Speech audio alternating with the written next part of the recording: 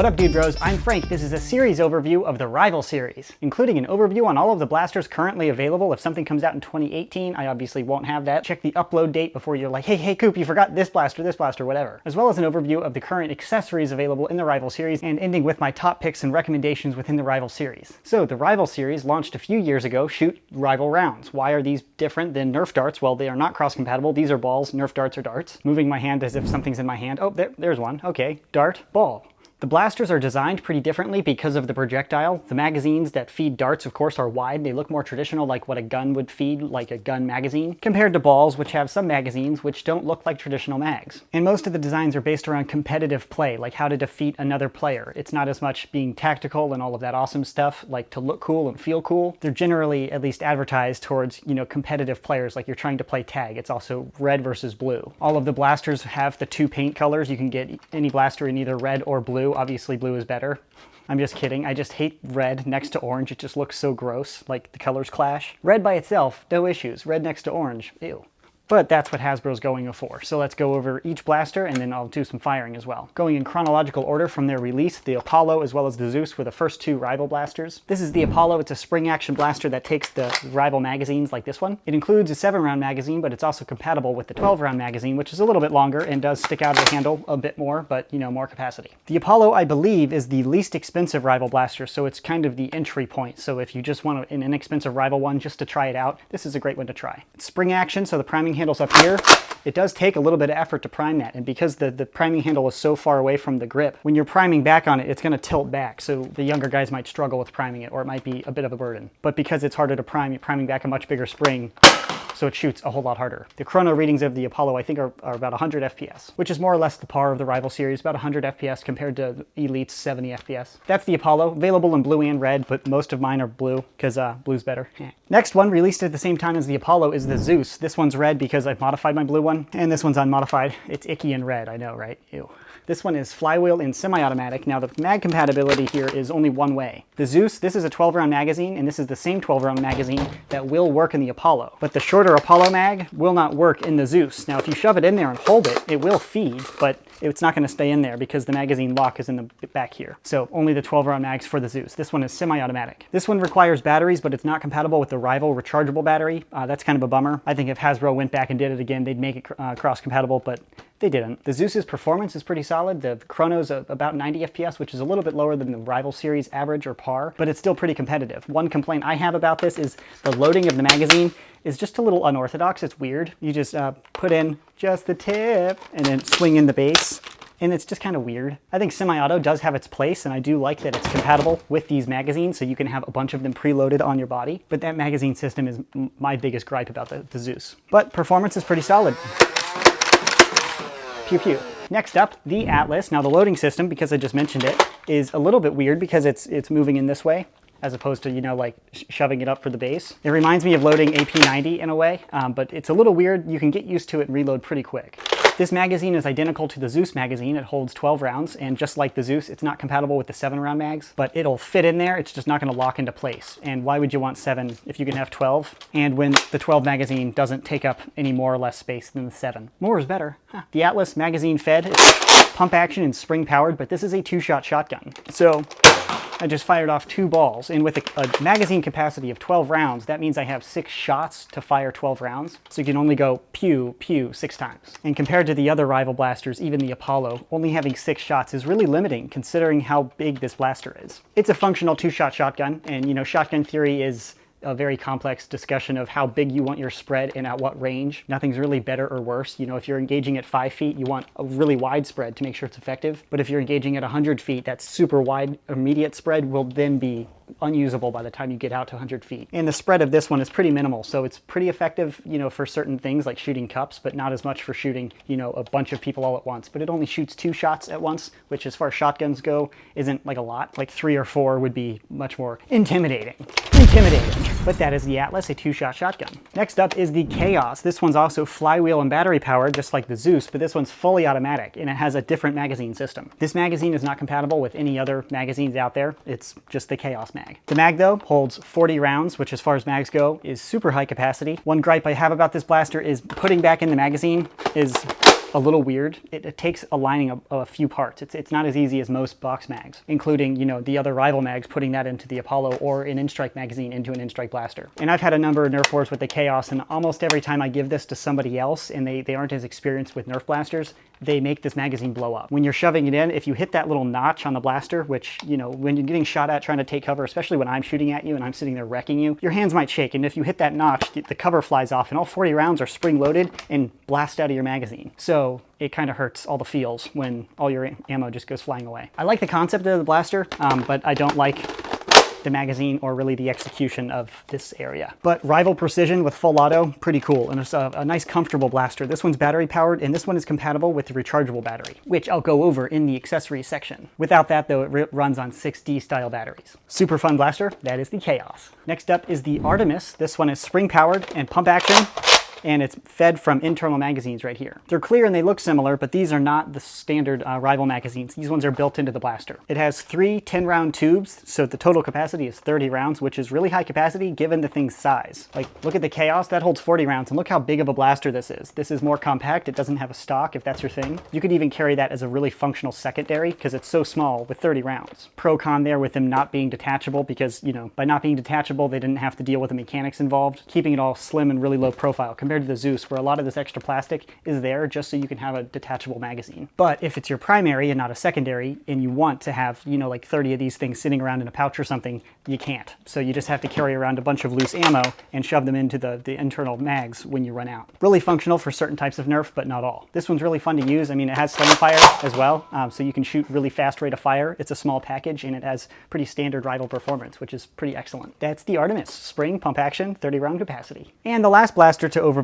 the Nemesis, the game winner, the ultimate beast mode, like the Dwayne Johnson of Nerf guns. Just run in and just smash everybody because it's bigger and better and stronger than everything. So the Nemesis is kind of an upgraded version of the Chaos, and that's my subjective opinion. Some people are going to really dig the magazines out of the Chaos and disagree, but that's my opinion. So just like the Chaos, it runs on batteries, and it's actually compatible with the same battery packs. So you can pull out these D batteries and shove it right into the Chaos, or buy that rechargeable pack and put it in here. Just like the Chaos, it's flywheel and also fully automatic only, and it actually has a very similar loading system where it sits on a conveyor belt and it just conveys balls into the flywheels, which is pretty cool. But unlike the Chaos, this is not run on a spring-powered magazine, which is super unique for Nerf blasters. I don't know that they've ever had a gravity-fed hopper like this. So these are just loose balls sitting around in there, and gravity brings them down into the conveyor belt. It has a little agitator in there to make sure nothing jams up, but then it just feeds in. So it's awesome. And what's the capacity? 100 rounds. Yeah, 40 rounds, look how big that is. 100 rounds, it's about the same size minus the magazine bulk. And in my opinion, what's more important than, you know, the overall size is the ability to easily reload without having to load your magazines. So let's just say you just shot a bunch. To reload, instead of taking out your magazine and hand loading that's like 10 balls just reloaded that quickly. You know, it's really fast to reload this blaster. That's a give or take 30, maybe 40 rounds. That's kind of like a Chaos mag, just put it in there in just 2 seconds. Super fast, taking up the grunt work in between Nerf wars, so you can pew more and pick up darts much less. Or I should say load darts less, because you're going to be picking up way more darts and spending way more time picking them up, because it's so easy to just fling foam all over the place. Just had a mini battle with one of these things, and I really did go through a few thousand rounds, like in one game. We were playing inside though, so I could recover all of them. Outside I would have lost, you know, like a few $100s worth of balls. Which is a notable con out of this blaster. You're going to be blowing through balls and whoops, I mean spending money on lost balls. Even if you play inside, Rival rounds bounce off walls and hide under couches instead of hitting a wall and dropping like a dart. So yeah, it's expensive to run, and the Nemesis blaster is also super expensive. I've been talking far too long, so I'm going to show you all of these blasters firing and then go over some accessories.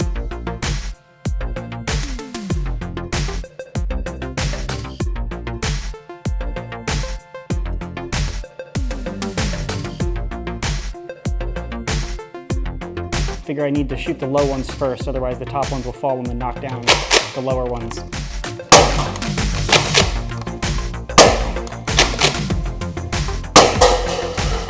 The hop up is making it shoot weird.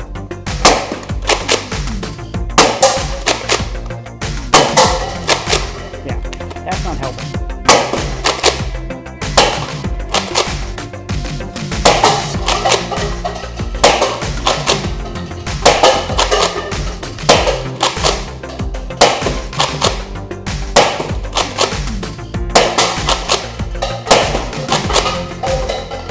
ricochet off the back wall.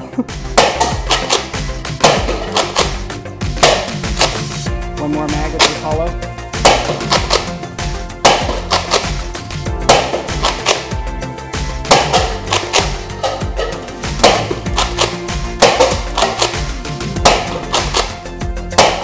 Okay, yeah. Switch over to the Zeus. Oh, this one has the iron sights.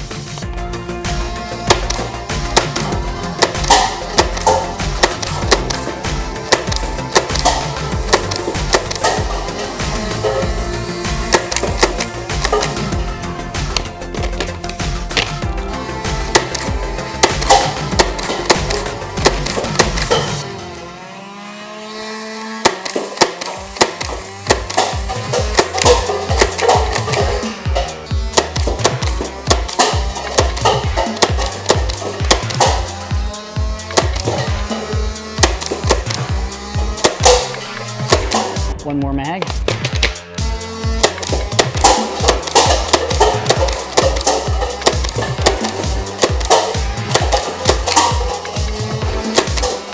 Oh yeah, cleared it off. Now to the Atlas.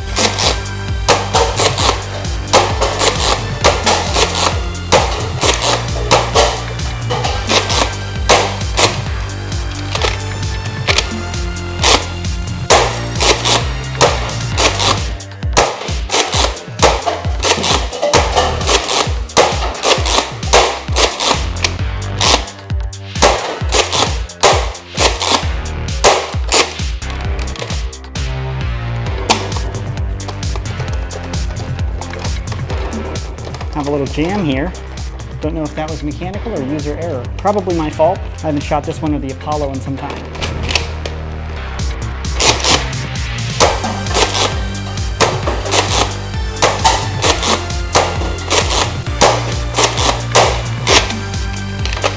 Now to the Chaos.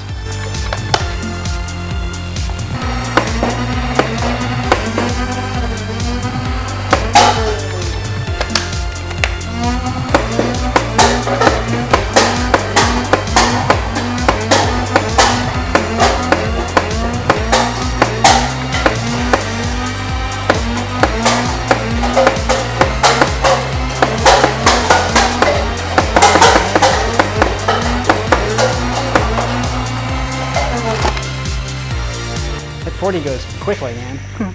I was doing controlled fire because it's a target practice and that's generally more practical, but it is full auto as well.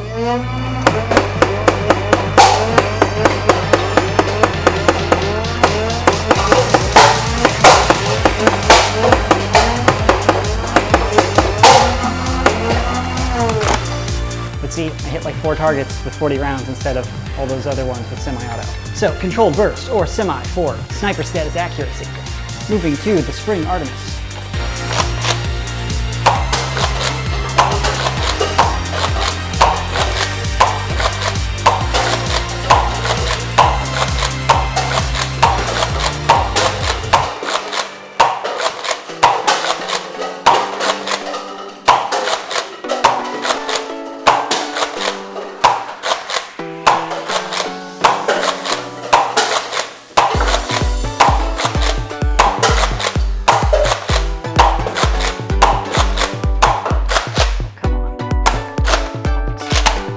Want to see a magic trick to reload?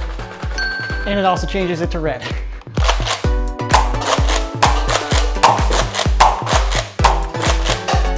How did that even...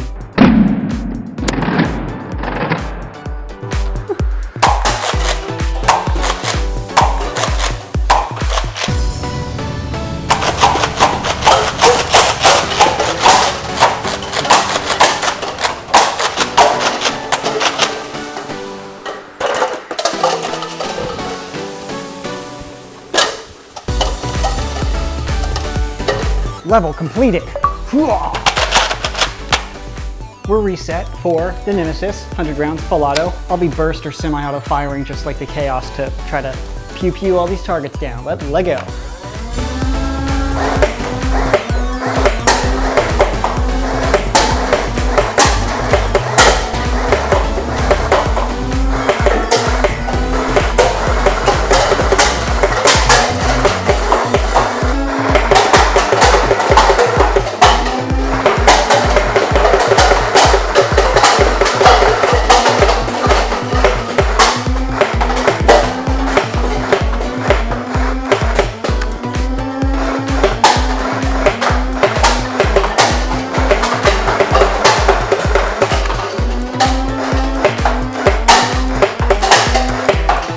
so satisfying. Reactive targets, man. They're just like...